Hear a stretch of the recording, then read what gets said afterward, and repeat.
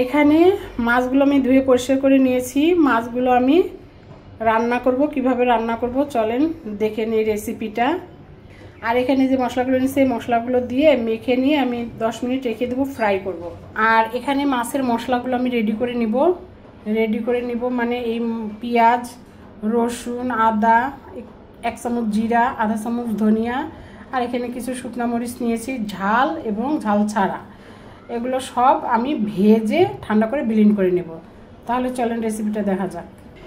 মাছগুলো এখন আমি এগুলো একবারে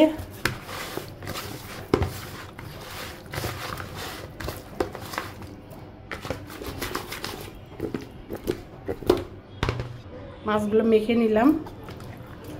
এখন এগুলো আমি ফ্রাই করব। পেঁয়াজগুলো দিয়ে দিলাম। এখন দিয়ে দিব যে আদা রসুনগুলো একটুখানি ভেজে তারপরে মরিচ দিব, তারপরে জিরা আর ধনিয়াটা দিব। এগুলো 10 মিনিট থাক, এর মধ্যে আমার মরিচ পেঁয়াজগুলো ভাজা হয়ে যাবে। মশলাগুলো ঠান্ডা হলে ব্লেন্ড করে নিয়ে তারপরে রান্না করব। এগুলো এর মধ্যে 10 মিনিট হয়ে যাবে। এখন এর মধ্যে মরিচগুলো দিয়ে দিব।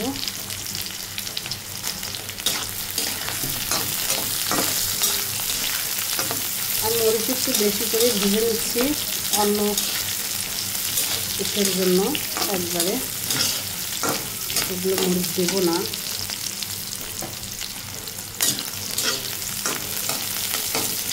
এখন এই জিরা ধনিয়াটা দিয়ে দিব।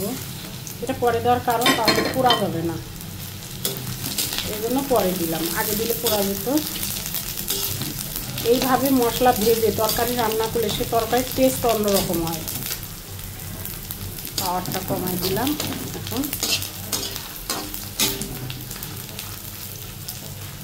যে কোনো তরকারি ভাবে রান্না করবেন অনেক টেস্ট হয়।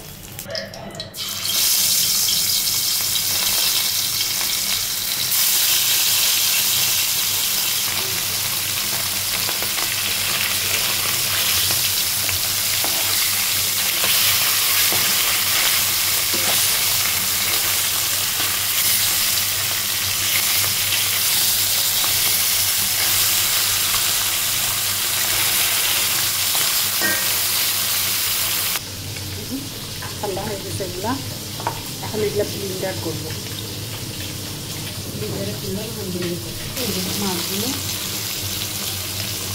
ভাজলাম, ব্লেন্ডার করলাম মশলাগুলো। আর এই মাছ ভাজাগুলো হয়ে গেল। আমি সব উঠাই নেব মশলা কষা।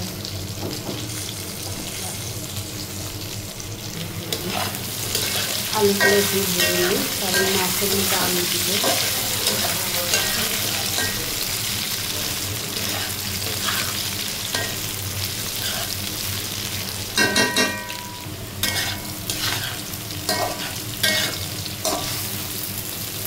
আলুগুলো আমার ভাজা হয়ে গেছে, আলুগুলো উঠিয়ে নেব। মশলাগুলো এখন দিয়ে দিব।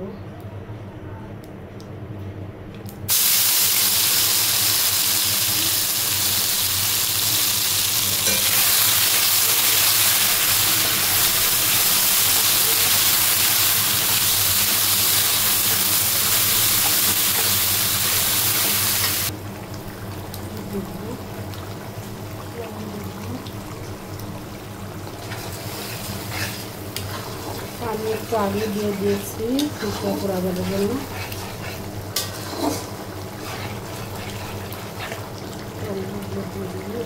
ফ্রোজেন টমেটো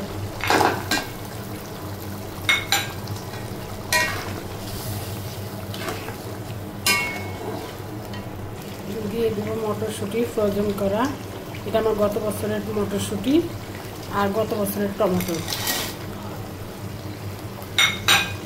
শীত এসেই গেল, এই জন্য তাড়াতাড়ি এগুলো শেষ করি, খেয়ে দিয়ে আবার রাখতে হবে। আর আমার এই ফ্রোজেন করা টমেটো আর মটরশুঁটির ভিডিও আমার অলরেডি চ্যানেলে দেওয়া আছে, কীভাবে সংরক্ষণ করতে হয়।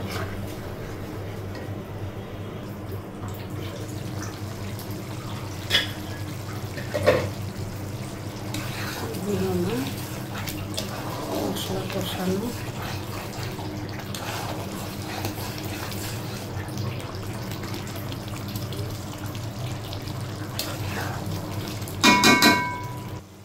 মশলা কষানো শেষ। এখন আমি দিয়ে দিব এই যে আলুগুলো দিয়ে দিব।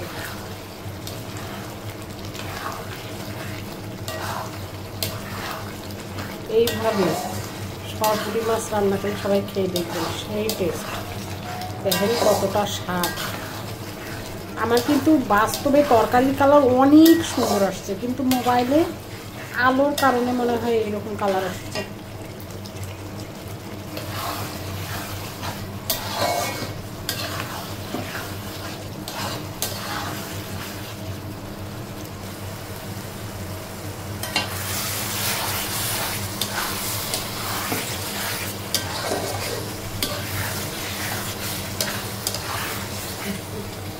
পানি দিয়ে দিব। এখন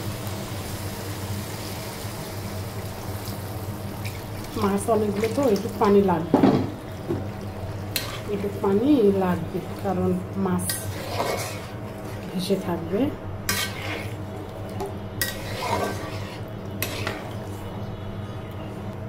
একটা, দুইটা, তিনটা,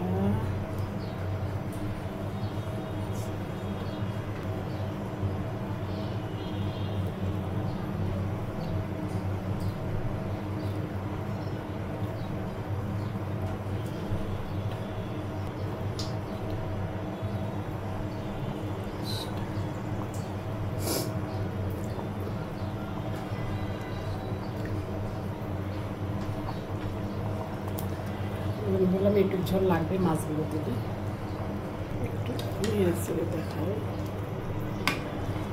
লাগবে। এখানে আমি টমেটো দিয়ে দিব বাড়তি করে। আমার এইভাবে টমেটো দিয়ে তরকারি খেতে অনেক মজা লাগে। আপনারা দেখেছেন প্রথমেও দিয়েছি আমি, এইভাবেও দিয়ে দিলাম। এখন কয়টা কাঁচামরিচ দেব। এইভাবে আপনারা সরপুঁটি মাছ রান্না করে খেয়ে দেখবেন কতটা টেস্টি হয়। মটরশুঁটি টমেটো দিয়ে সেই টেস্টটা দিয়ে দিলাম। কাঁচামরিচ নামানোর আগ দিয়ে দিব জিরের গুঁড়ো। এটা নাড়া যাবে না, দেখবেন।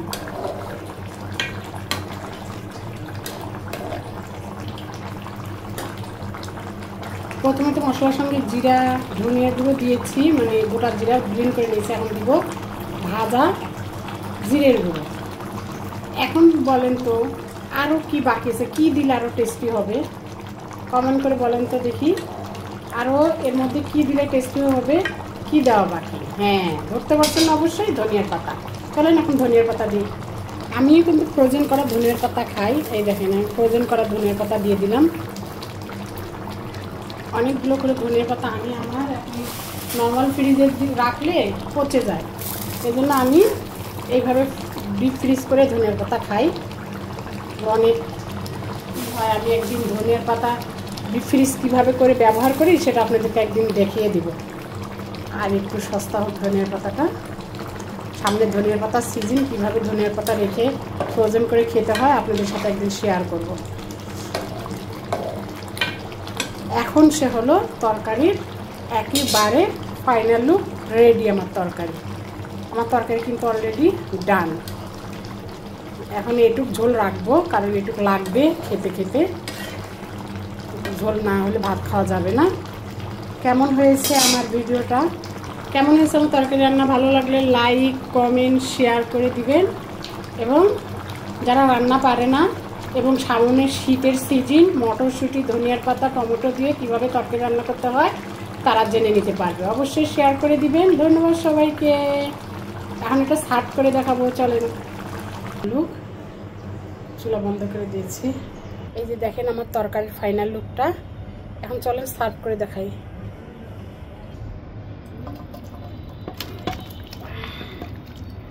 দেখেন তরকারি আমার ফাইনাল লুক।